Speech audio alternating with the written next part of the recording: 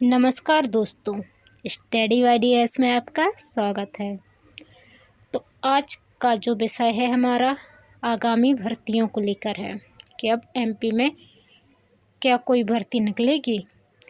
तो आप देखिए ये न्यूज़पेपर की कटिंग जो मैंने लगाई हुई है।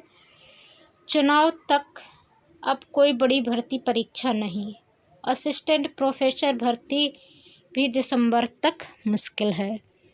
देखिए असिस्टेंट प्रोफेसर के फॉर्म भरने की डेट 30 अक्टूबर है, तो उसका एग्ज़ाम दिसंबर में होने की संभावना थी। एग्ज़ाम डेट अभी तक नहीं आई है और इसमें दिया है कि दिसंबर तक एग्ज़ाम होना मुश्किल लग रहा है। क्यों? क्योंकि उसके पहले आचार संहिता लग जाएगी। और जो भी छात्र हैं उन्होंने 2 भर्तियों का बेसब्री से इंतज़ार कर रहे थे। पहली एमपीएसआई का और दूसरी महिला पर्यवेक्षक का। जुलाई अगस्त में उनके आने की संभावना थी, जो अब बिल्कुल भी नहीं लग रही है। एमपीएसआई 2017 में आई थी और महिला पर्यवेक्षक भी लगभग तभी आई थी। 5 सालों से इन दोनों में कोई भी भर्ती नहीं हुई है और अब कब होगी कुछ कह नहीं सकते। हो सकता है 1 साल बाद हो जाए और हो सकता है फिर 5 साल बाद भी ना हो। तो जो 1 लाख भर्तियों का वादा किया गया था वो अब पूरा होता नहीं दिख रहा है। और जहाँ तक बात रही जो प्राथमिक और माध्यमिक शिक्षकों के लिए पात्रता परीक्षा हुई थी, अब उसकी चयन परीक्षा भी अटक गई है। यदि उसकी चयन परीक्षा हो जाती, उसकी भर्ती हो जाती तो ही छात्रों को थोड़ा संतोष रहता। और दूसरी ओर जो पटवारी घोटाला है उसकी वजह से पटवारी की पोस्ट भर्ती भी नहीं हो पा रही है।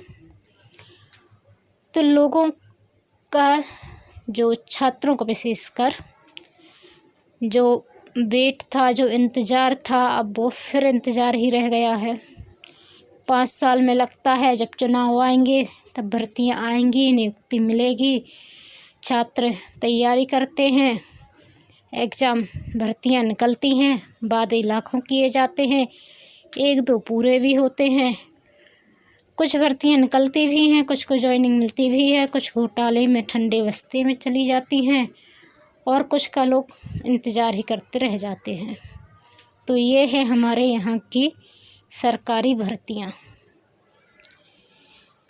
अब क्या कह सकते हैं, चुनाव भी ज़रूरी हैं, लेकिन क्या ये भर्तियाँ हो नहीं सकती थीं? क्या ज़रूरी ही है कि चुनाव के समय ही भर्तियाँ निकाली जाएं? जो 5 साल से अभी तक नहीं निकली हैं तो क्या उनमें पद रिक्त नहीं थे? महिला पर्यवेक्षक के एमपीएसआई के 5 साल में कितने रिटायर्ड हुए होंगे, कितने पद खाली होंगे। शिक्षकों के तो अतिथि शिक्षकों को रख कर ही भरे जा रहे हैं, ये तो सबको पता ही है कि कितने पदों पर अतिथि शिक्षक काम कर रहे हैं। वो पद खाली हैं तभी अतिथि शिक्षक हैं वहाँ पर। तो ऐसे ही सरकार काम चला रही है, प्राइवेट वो देकर, और सरकारी नियुक्तियाँ नहीं कर रही है। अब इसमें कुछ करने जैसा तो है नहीं, बस आप पढ़िए, तैयारी करिए और एग्ज़ाम का इंतज़ार करिए। तो ये जो है बहुत ही दुखद न्यूज़ है और बहुत ही कहना चाहिए निराशाजनक भी है और बहुत ही दयनीय, दर्दनीय भी है।